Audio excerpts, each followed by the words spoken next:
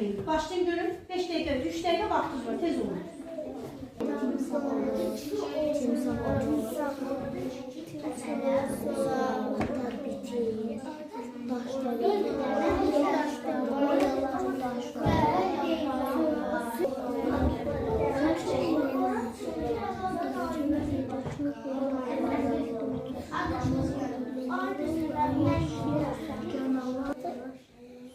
Səhrada şişlədir, səhradan kapitələr, səhradan dəvə olur, səhradan gəncləri var, səhra. Uşaqlar hazırsınız mı? Bəli. Birinci Ümidgil'in komandasından başlayaq. Ümid nə haqda məlumat verirsinizsə komandalar qulaq assın diqqətlə. Biz yaşıllıq haqqında məlumat verəsiyik. Heyvanların yaşayış yerləri bir-birindən fərqli ola bilər.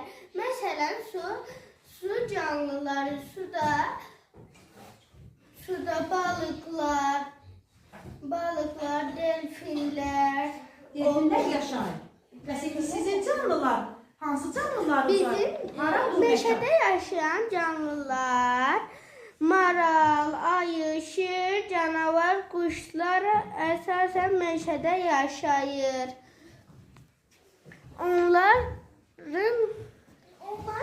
fərqli yaşayış yerləri var. Məsələn, onlar başqa yerlərdə yaşasa da qidalanırlar. Yaşayış yerləri olur. Bizim çəmənliklərdə yaşıl ot verirlər və orada gizlənirlər.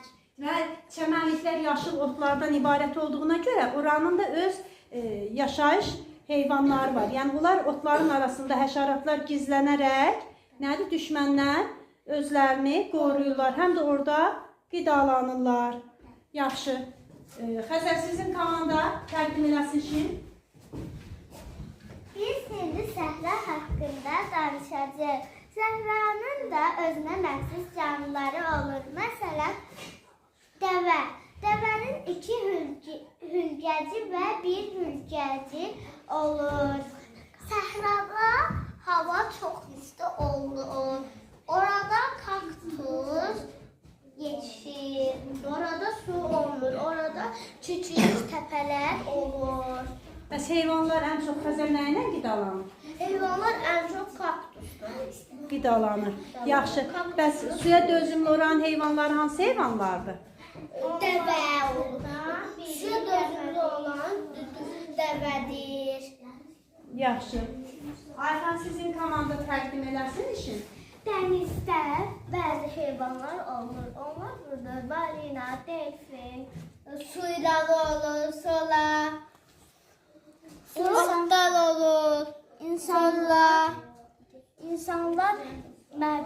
bir məhəllədən ot yonub onlara tökürlər və sonra orada qaya olur, balıqlar olur, otlar olur. Yaxşı. Hansı komandanın digər komandaya sual var dərsimizə uyğun? Yəni sən sual deyil, hansı komandaya sual vermək istəyirsən? Hansı? Xəzərçinin komandası? Hə, yaxşı. Ver görüm. Səhrada ən çox suya dözümlü olan və kaktusla qidalanan heyvanın adı nədir? Dəvə. Tam cavab verirlər. Sual. Suya dözümlü olan kaktusla qidalanan heyvan dəvədir. Dəvədir. Mədinə, siz hansı komandaya sual vermək istəyirsiniz? Onlara. Dəniz ver görüm sualı. Onlara baxın. Dəniz. Dəniz ver görək. Suyun altında başqa hansı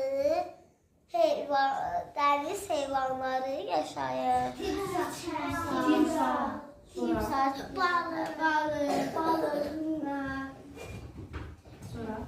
Su ilanı yaşaya bilər, suda uçar. Su ilanı var. Bəli. Yaxşı. Sizin sualınız var? Məndə bir sualımız dəniz. Verin görün. Meşədə ən çox nələr olur? Belə deyək də, sualı dəyişəkdən. Bizim meşələrdə ən çox hansı heyvanlar olur?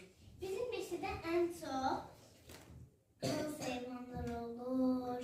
Ümid. Bax gör bizim yerlərdə hansı heyvanlara rast gəlmək olar? Ayı, çaqqal, şir, Yox, Ümid, şir bizim meşədə olmur. Ayı, çaqqal, canavar, canavar, afərin.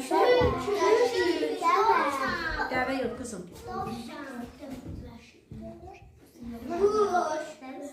Quşlar, dovşan, yırtıcı, deməli, yırtıcı quşlar bizim meşələrdə yaşayır. Bəli. Yaxşı uşaqlar. İndi gəlin qrupları bir qiymətləndirək görək. Xəzərgilin komandasına deyək, qrupuna.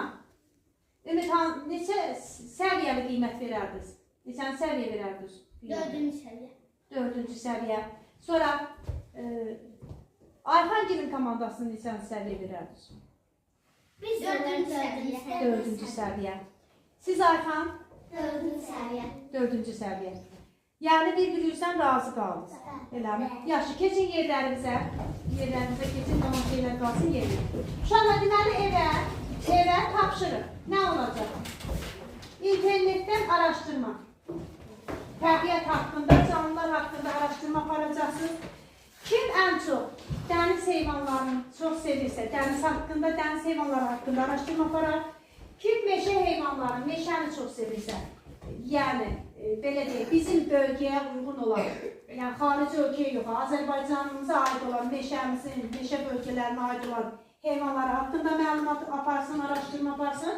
Kim də səhra heyvanları haqqında məlumat toplasın. Oldu mu uşaqlar? Dərsimiz bu qədər.